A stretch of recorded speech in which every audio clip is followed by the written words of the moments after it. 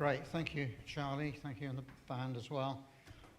Not an easy day to play on because it's so hot. And a special thanks to Andy, who was multitasking over there. I expect you heard him on the cajon and on the keys. I had visions of him running between the two. And I know John sent him a very good picture last night about that. So, good morning. We're continuing our series in Colossians, this letter that Paul wrote to the church at Colossae. And just to remind you, he wrote it to counter the pressures that the church were facing as new Christians. And his message was simple, that Jesus Christ is totally sufficient. I almost feel that we've had a sermon teaching us that in the worship. Perhaps I'll just pack up and we're going to have coffee. No, I spent time preparing this. You're going to have to listen to it, whether you like it or not. Chapters 1 and 2 established the supremacy of Jesus Christ in God's eyes. Chapters 3 and 4 that we're in now, I like to think are the so what chapters. Okay, we've heard about the truth. So what? What does it mean for us? How do we live this out? And it's about practicing what Paul's been teaching us. And today Paul takes us into the truth about this in personal relationships. And he reveals a balanced but very countercultural way of living. So we're looking at chapter 3, verse 18 to chapter 4, verse 1. So reading from the beginning, wives, submit yourselves to your husbands, as is fitting in the Lord. Oh dear, I can see a cloud descend over part of the congregation, and it's got thunder and lightning in it, and yet there's joy and elation over the other part of the congregation. You might ask, why didn't Adam preach on this? Why did he get somebody else to do it? And actually, I'm just looking for Ben, but I can't see him. He got Andy Wilshire to preach on it, who then decided to go on holiday. How amazing. Interesting, isn't it? But let's just take that verse before we go any further, because I think it sets a little bit of a tone for the rest of the passage.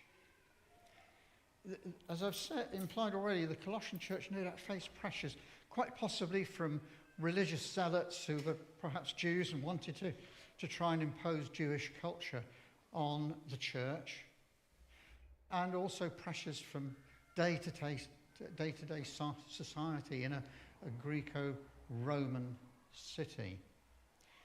I want to go right back, and I sense this as soon as I realised what the passage was. Go right back to Genesis chapter 3. And if you look at that in the Bible, it says the fall. And we know that Eve was tempted by a serpent or a snake to eat the forbidden fruit. I sense that actually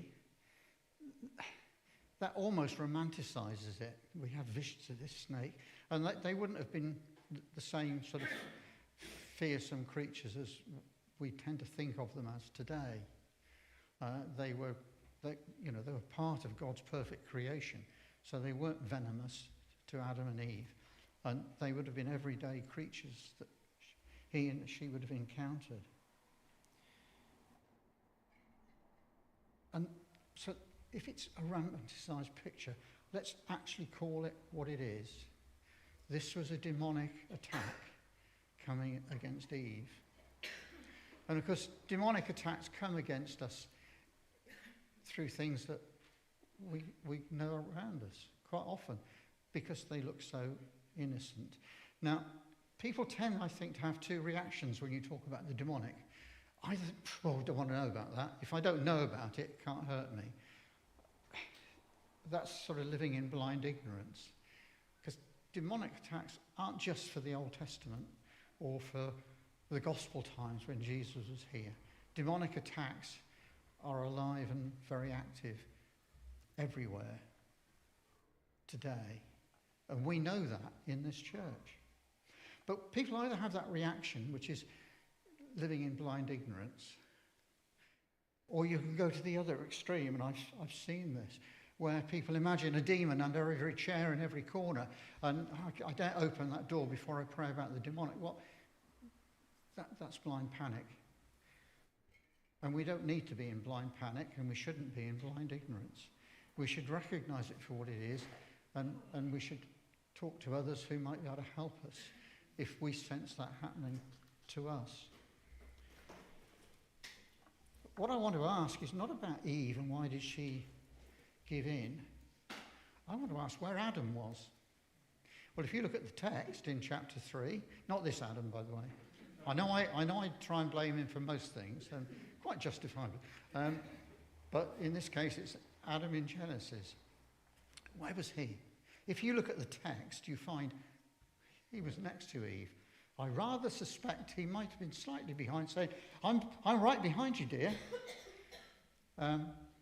Instead of taking the role he should have taken. Recognizing this for what it was, an attempt to make them disobey God. And saying, just Eve, just take a step back. Let me stand in front of you. And let me deal with this. You see, Adam chose passivity and silence instead of taking action and speaking up in defense of his wife. I was amused. I shared with a couple of people last Sunday what I was preaching on today. And the guy who was in the conversation said, I shall be there digging my...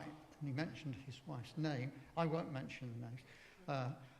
Digging her in the ribs today. Well, I didn't actually look at them at that time, but I think he probably bottled it. Which is just as well, because we don't want any bloodshed in this service, do we? But Adam chose passivity and silence. And I think tragically, history shows that in many cases, men haven't changed.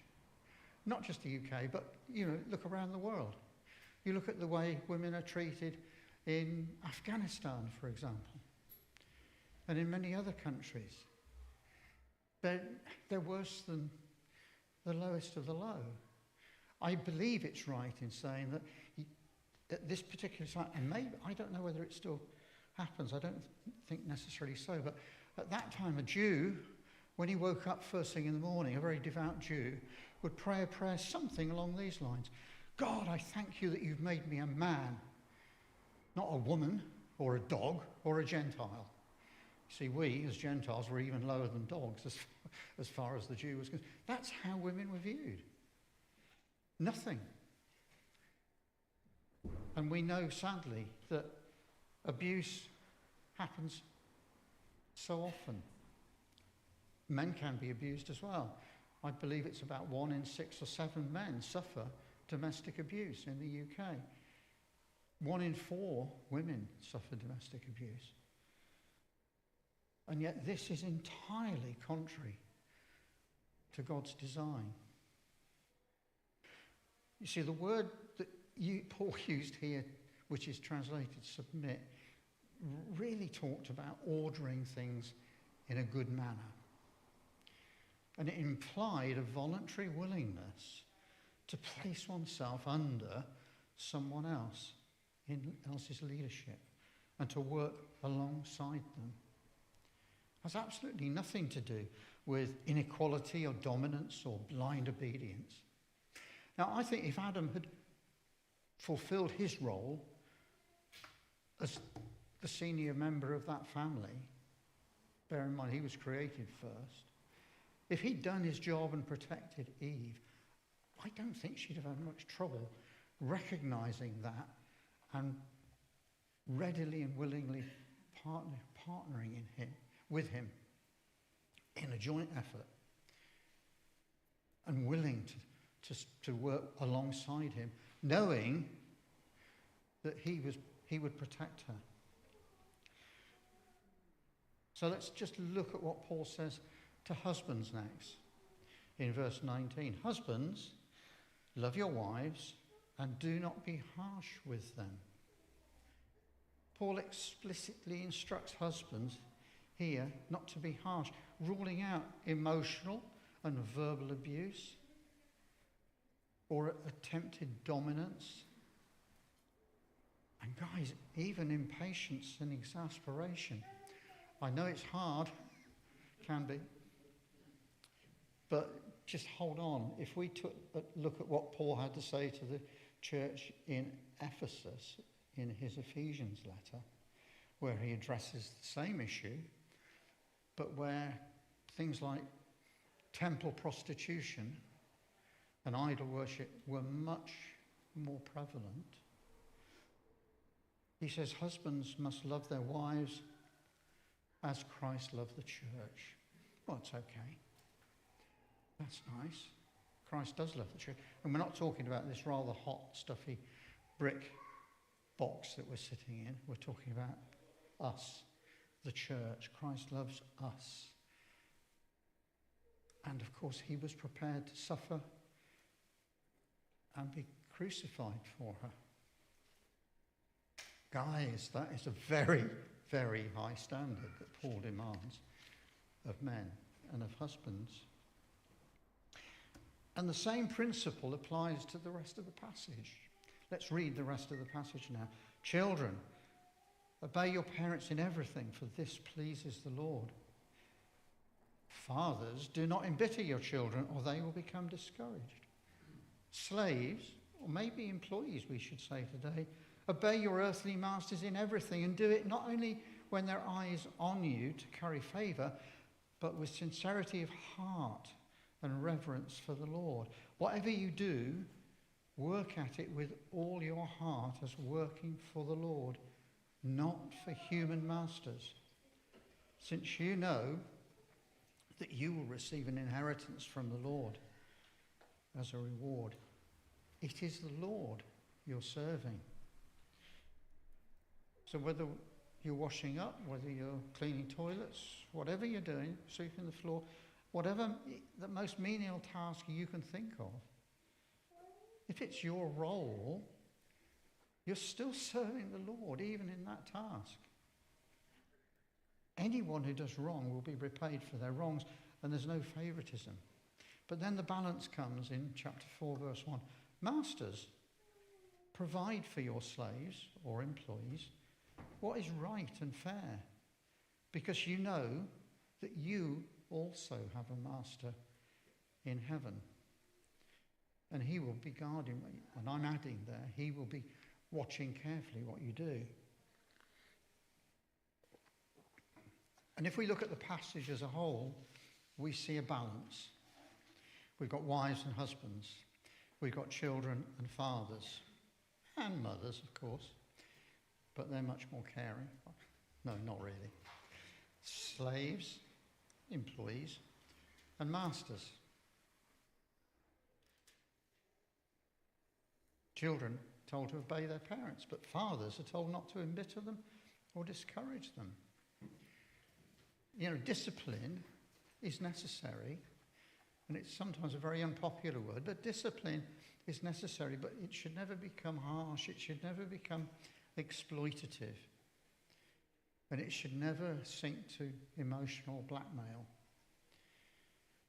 And some of us, I'm pretty sure, some of us will have experienced emotional blackmail, maybe from our parents, or maybe from a close friend or somebody else.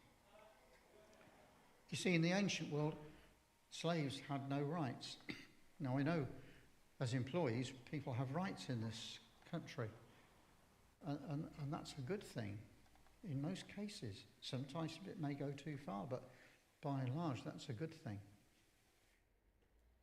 I remember going on a course some years ago where we did case studies of businesses. Why did that one succeed? Why did that one fail?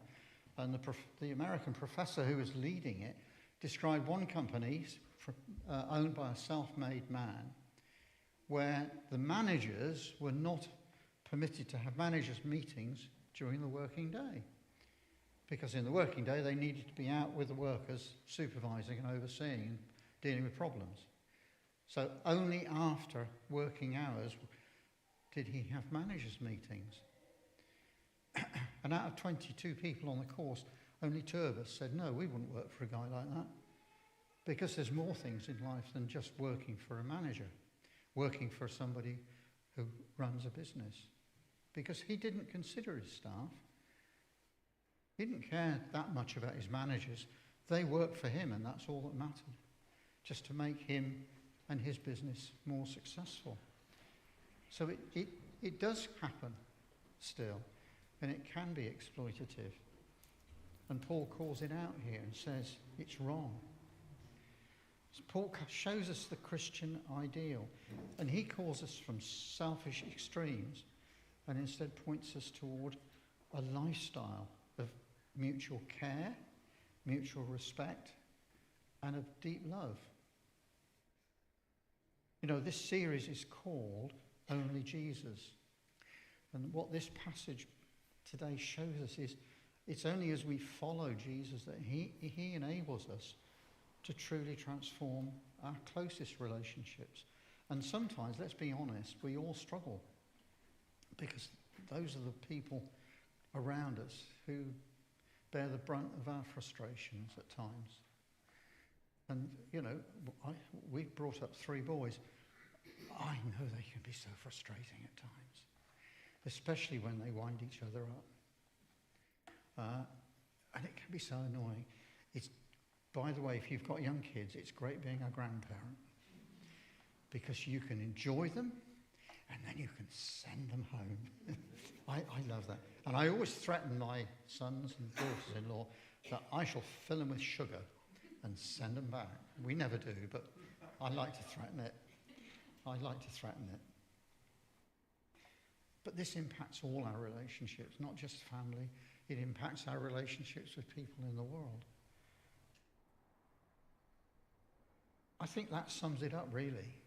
And Adam summed it up in what he said just before the worship finished. The worship has been summing it up in many ways this morning. So I think that's probably enough for this morning because it's very hot. It is cooler out there, I noticed when I went to refill my glass. I'll ask the band to come back up now. And can I just say, if you're struggling, if you're struggling with some aspect of this today, don't just carry it alone. If you feel that you need to unburden something that you've been carrying, come and chat with one of us afterwards, because we'd love to try and help. Maybe pray with you, or maybe if it's really serious, point you in the direction of where you can get even more help. You know, from that point of view, this is a safe place, so we'd be delighted to serve you in that way. Thank you, band. Over to you. Speedy. I know I'm good at multitasking, but gosh.